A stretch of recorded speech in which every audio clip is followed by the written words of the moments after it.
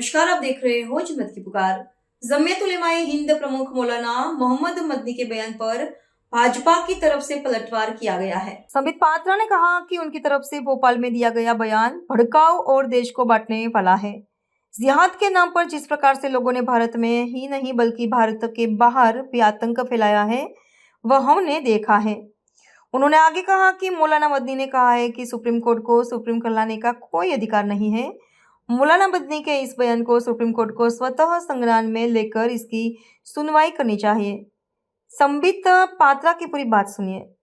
एक बहुत महत्वपूर्ण विषय पर है और मैं कहूंगा आज सुबह से देश में कुछ ऐसी घटनाएं हुई हैं जो अलग अलग तो दिखती हैं, मगर अगर सही तरीके से देखा जाए तो कुछ शक्तियां ऐसी हैं जिनके आज बयान विभाजनकारी है। एक तरफ विभाजनकारी शक्तियां खड़ी है, दूसरी तरफ कुछ ऐसे समाचार है जो देश को जोड़ने वाले हैं।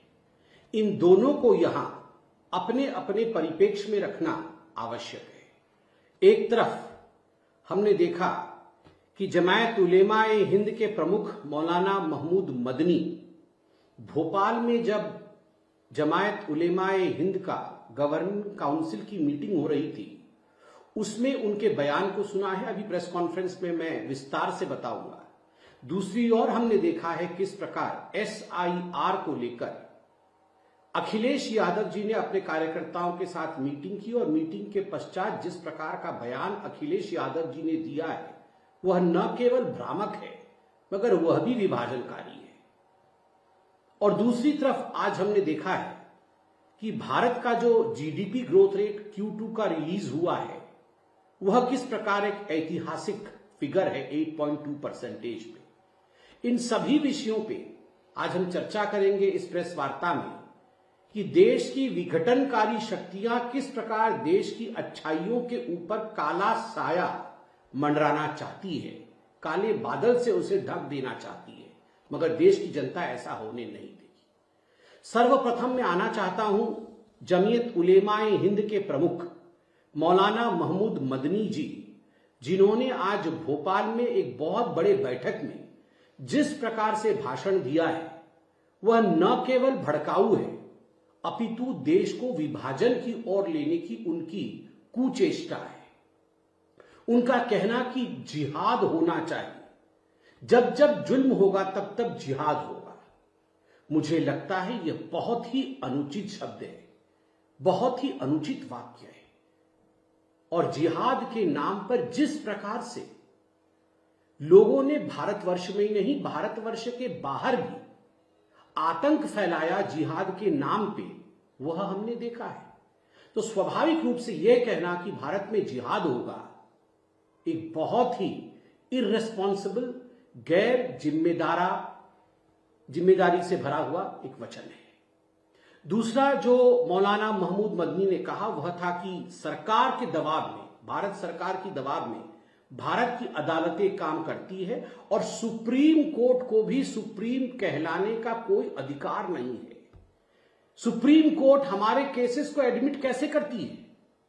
सुप्रीम कोर्ट 3 तलाक पे सुनवाई कैसी करती है? सुप्रीम कोर्ट मंदिर मस्जिद वाले विषय पर सुनवाई कैसे करती है? इन विषयों पर बोलते हुए मदनी साहब ने कहा कि सुप्रीम कोर्ट को भी सुप्रीम कहलाने का कोई अधिकार नहीं है।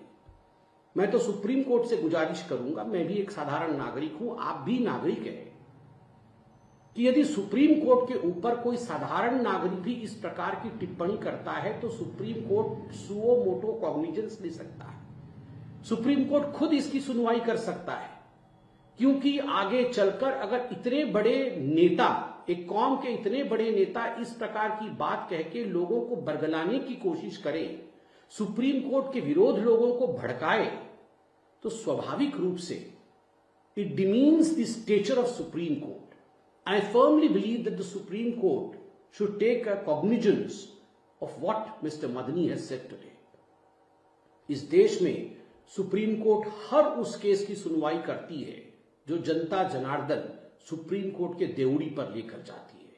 इसमें कौन सा हिंदू का केस है, कौन से मुसलमान के केस है, इसके तरजीह पर सुप्रीम कोर्ट कभी भेदभाव नहीं करती है। तीसरा विषय बड़े दुख के साथ मुझे कहना पड़ रहा है कि मौलाना मदनी जी ने भोपाल के अपने उस भाषण में यह भी कहा कि जो मुर्दा कौमें हैं वो झुक जाती है, वो सरेंडर कर देती है, और जो जिंदा कौम है वो आवाज उठाती है, वो आंदोलन करती है। और उदाहरण दिया वंदे मातरम का कि लोग वंदे मातरम बुलवाना चाहते हैं और मुर्दा कौमें झुक जाती है और जिंदा कौमें झुकती नहीं है।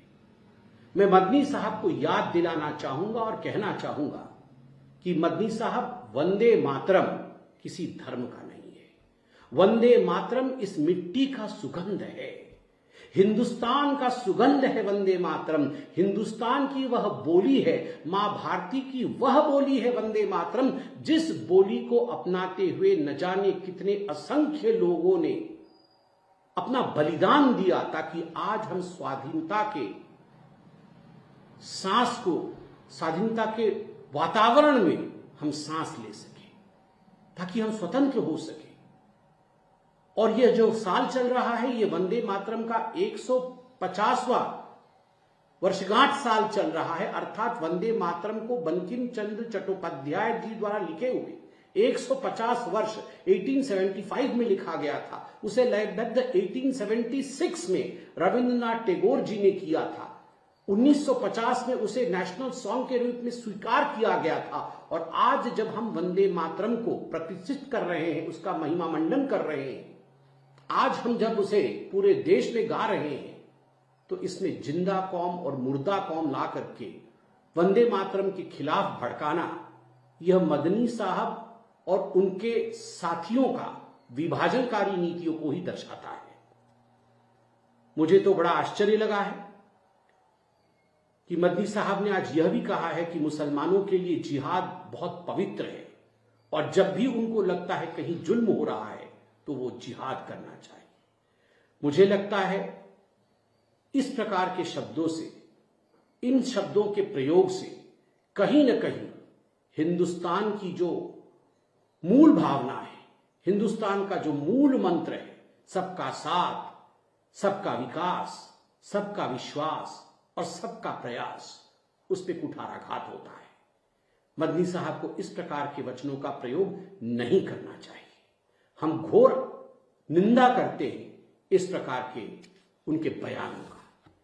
साथ ही आज अखिलेश यादव जी ने भी कोई कोर कसर नहीं छोड़ा, भ्रामक वक्तव्यों को फैलाने की कोशिश की एसआईआर को लेकर।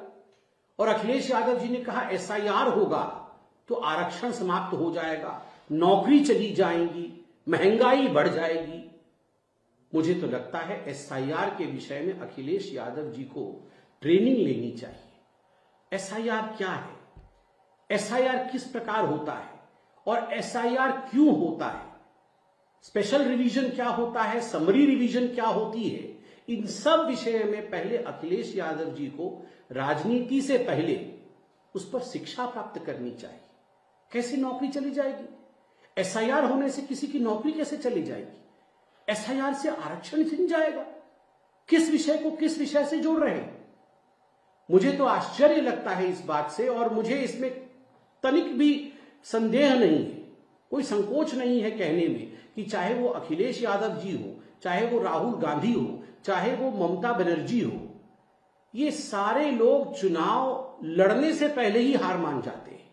बिहार में आपने देखा किस प्रकार तेजस्वी जी और किस प्रकार राहुल गांधी जी सुबह से शाम तक एसआईआर एसआईआर एसआईआर करते रहे, और उसका नतीजा क्या रहा आप सबने देखा है। आज भी मैं अखबार में पढ़ रहा था कि आरजेडी का जो समन्वय बैठक हुआ, जो चिंतन शिविर हुई आरजेडी की, उसमें बताया गया कि ये एसआईआर हमने बहुत कर लिया, इसका कोई लाभ नहीं हुआ, उल्टे इससे हानि हुआ है।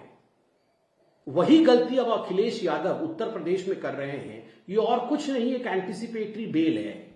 उन्हें पता है कि हार होने वाली है, उन्हें पता है करारा हार के साथ जो हाल आरजेडी का बिहार में हुआ, वही समाजवादी पार्टी का भी उत्तर प्रदेश में होने वाला है। तो इसी कारण से अखिलेश यादव इस प्रकार के भ्रामक बयानों को फैलाने की कोशिश कर रहे हैं और एसआईआर के विरोध में बोल रहे हैं, जबकि 2 दिन पहले ही सुप्रीम कोर्ट ने कपिल सिब्बल जी जो सुनवाई कर रहे थे मनोज झा जी के पिटीशन के ऊपर, सुप्रीम कोर्ट ने बहुत विस्तार से एसआईआर के ऊपर अपना वक्तव्य रखा है। सुप्रीम कोर्ट ने स्पष्टता के साथ कहा है कि बिहार में आप लोगों के मन में बहुत सी अनुशंसा थी, आप लोगों के मन में बहुत सारी शंकाएं थी कि न जाने एसआईआर से क्या हो जाएगा, बहुत सारे जेन्युइन लोगों के वोट कट जाएंगे, मगर ऐसा कुछ नहीं हुआ। सुप्रीम कोर्ट ने कहा, सुप्रीम कोर्ट ने कहा वोट कटने के पश्चात एक भी व्यक्ति ने बिहार में कंप्लेंट नहीं किया। और सुप्रीम कोर्ट ने यह भी किया कि अगर हमें लगेगा कुछ गलत हो रहा है, कुछ प्रावधान में कमी है, तो सुप्रीम कोर्ट उसमें दखल देगी, मगर एसआईआर करना यह इलेक्शन कमीशन का अधिकार क्षेत्र है और एसआईआर इलेक्शन कमीशन करा सकती है और इसमें कोई गड़बड़ी अभी तक हमें नजर नहीं आ रही है। इतना कुछ कहने के पश्चात भी अखिलेश यादव एसआईआर के पीछे चुप रहे हैं। इतना कुछ होने के बाद भी, सुप्रीम कोर्ट में ट्रिपल तलाक इत्यादि पर सुनवाई होने के बाद भी मदनी साहब कोर्ट के खिलाफ आग उगल रहे हैं। ये केवल और केवल इसलिए है कि आज का हिंदुस्तान बदलता हुआ हिंदुस्तान है। आज का हिंदुस्तान गरीबों के लिए, युवाओं के लिए, महिलाओं के लिए और खास करके अन्नदाताओं के लिए 24 घंटे काम करने वाला हिंदुस्तान है। आज का हिंदुस्तान मोदी गारंटी के साथ आगे बढ़ने वाला हिंदुस्तान है।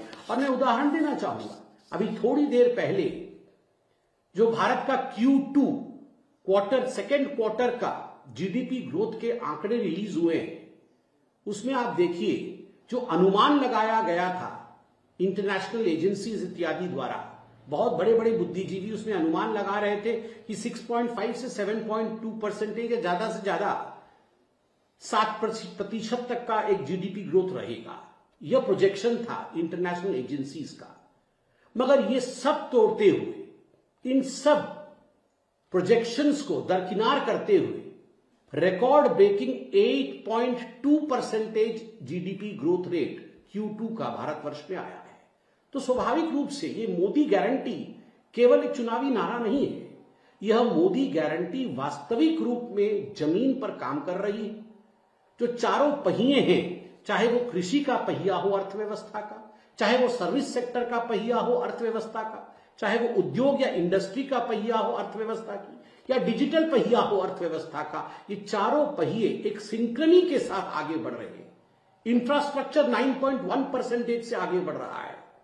आप चिंता करिए टैरिफ को लेकर, अमेरिका और टैरिफ को लेकर जिस प्रकार की एक स्थिति यहां बनाने की कोशिश की गई थी, खास करके विपक्ष द्वारा और राहुल गांधी द्वारा, कि सब कुछ समाप्त हो जाएगा, भारत की अर्थव्यवस्था समाप्त हो जाएगी, उसके बावजूद ये टैरिफ के डर के माहौल को बनाने के बावजूद आज जीडीपी ग्रोथ रेट 8.2% है। ये दिखाता है कि India's economy policies are set internally in such a fundamental manner that it can not be kind of destroyed और even disturbed by external forces.